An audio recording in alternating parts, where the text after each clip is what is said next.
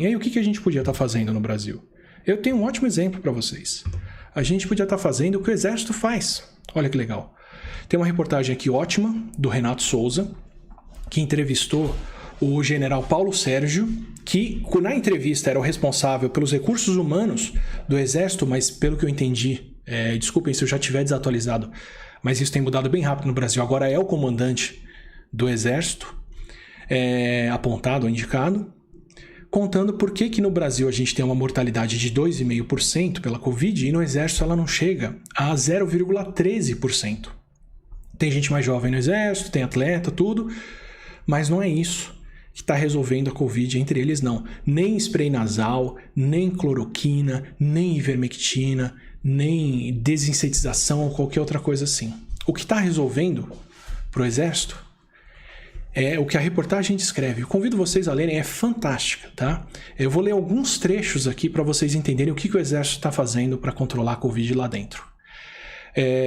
São 700 mil pessoas que eles estão protegendo da Covid. O Exército baixou recomendações administrativas claras com relação à prevenção mais especificamente. A partir daí, uma coisa foi muito disciplinada: uso de máscara, afastamento social nos dormitórios e nos refeitórios. Todas as medidas sanitárias, diretrizes emanadas pela Organização Mundial de Saúde, corroboradas pela nossa diretoria, são rigorosamente cumpridas em nossos quartéis. Desde a chegada do quartel, aqui para ver como é que eles fazem para garantir que o recruta, por exemplo, que está vindo para o Exército, não está vindo com Covid. Desde a chegada no quartel até a instrução, à noite na hora de dormir, tem termômetro na entrada, higienização dos pés, álcool em gel, uso de máscara, distanciamento. Nós testamos praticamente todos os recrutas, quase 90%. E o índice de contaminação foi muito baixo. Então, distanciamento, rastreio, quarentena e teste.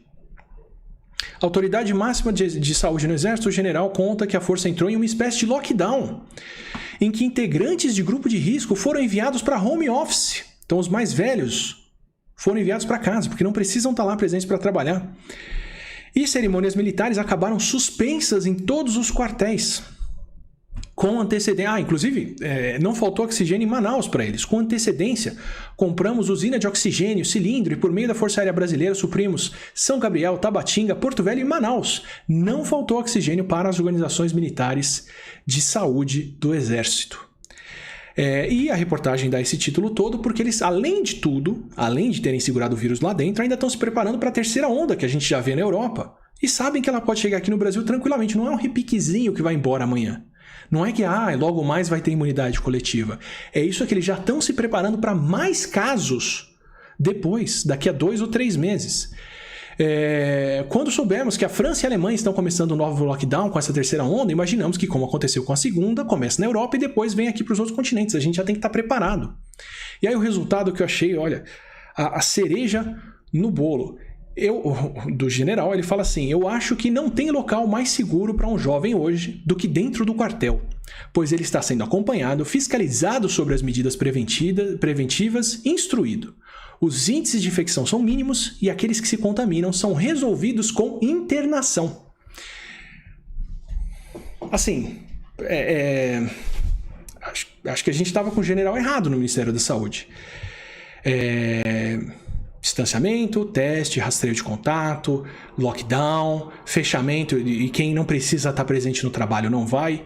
E assim, eu entendo que isso aqui é uma entrevista institucional. Essa é uma pessoa responsável por todo o setor e ele pode estar falando um monte de coisa que não corresponde à realidade. De repente você vai lá numa base militar e vai ver gente sem máscara, vai ver gente aglomerando, porque as pessoas fazem isso. Elas não necessariamente seguem as medidas recomendadas.